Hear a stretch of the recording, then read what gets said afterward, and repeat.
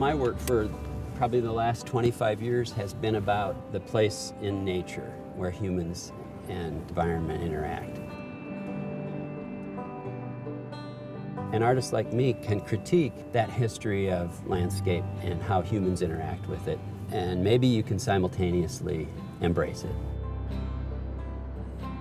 A lot of the things you choose to do as an artist you don't really think about till after the fact. You kind of just go with what seems right.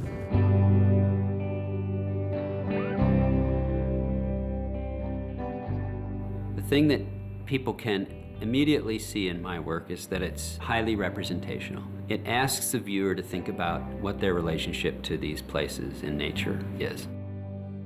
I think what I'm doing, more than just thinking about landscape painting, I'm trying to fit into some tradition that is uniquely American. I feel like my work is trying to find some balance between what others might see as polar opposites. Starting about a year and a half ago, I decided to start driving around to these places that, for lack of a better term, I'll call kind of the places in between, or the places that humans invent for entertainment purposes. And I found an ideal place here with Valley Fair because it does the two things that I'm looking for most. Visually, places like this are so striking because the landscape that they exist in is flat, and they rise above that flat horizon line and really become the main character. On a conceptual level, these things are the things that we encounter when we're driving, and that's what caught my attention to begin with.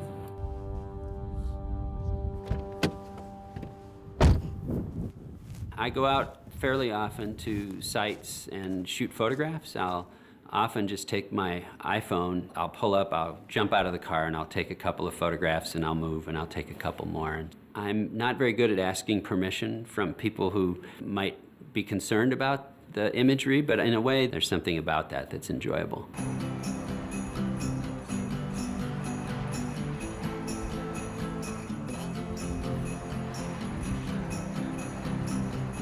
Buck Hill, I drove past it for 20 years on my way to and from work. It stands out for a number of reasons. Its height, but also there are days when you drive by and it becomes enshrouded in this mist because they're making snow. They're making artificial snow, and I think that's what caught my attention first.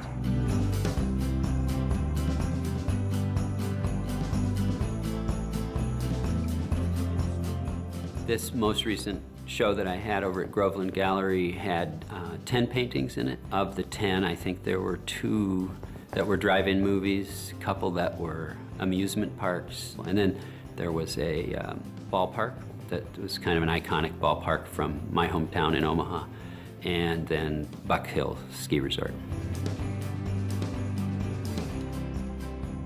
We live in a time where the whole notion of originality is questioned. And while I tend to think that I'm an incredibly original painter, I do look and borrow extravagantly from the great artists. So the Hudson River painters were the artists who were working in the United States, mostly in the Northeast, from the mid to late 19th century. The names that I think are most recognizable are Albert Bierstadt and Frederick Edwin Church. They had a lot of different styles, but the subject of their paintings was this new world landscape. And they were playing around with these concepts of the wilderness and sort of our manifest destiny in this new continent.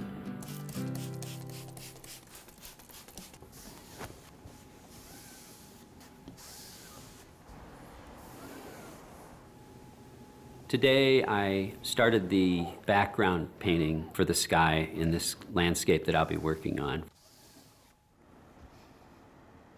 So while I'm interested in getting a more brushy kind of painterly quality to this painting, I still hate the paint chips and the brush hairs.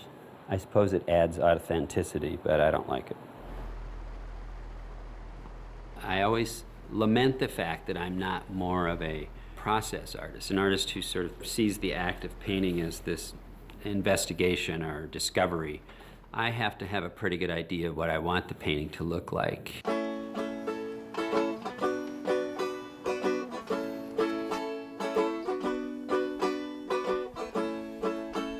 I've always been an artist who likes to be able to control the imagery and the paint that I'm using. But these backgrounds are, while they're fairly smooth and meditative, they also have a little bit of painterliness to them. And then on the very bottom, in the bottom 3 to 5 inches of the picture plane, that's loaded up with some really elaborate detail.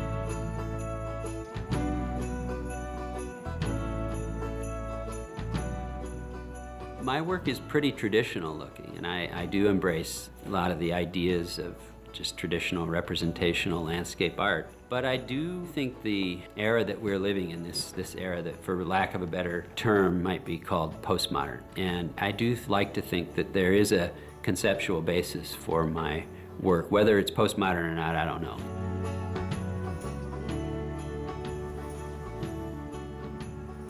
I'm interested in a lot of things about the contemporary landscape that are shared by other artists of my generation. And while we embrace the Western traditions of landscape, there are also some pretty meaningful and interesting conceptual components to it.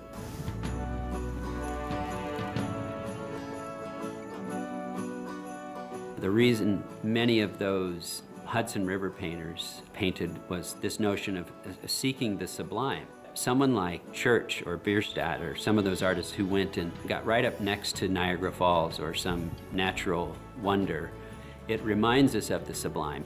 But the sublime is that thing that we seek that is enjoyable and kind of awesome, and is almost something to be a little bit fearful of. And I see Valley Fair and maybe even skiing, less so skiing, but those rides at Valley Fair, to me they're terrifying. And there's something about standing on the edge of this cliff or being up on a huge Ferris wheel that gets your attention.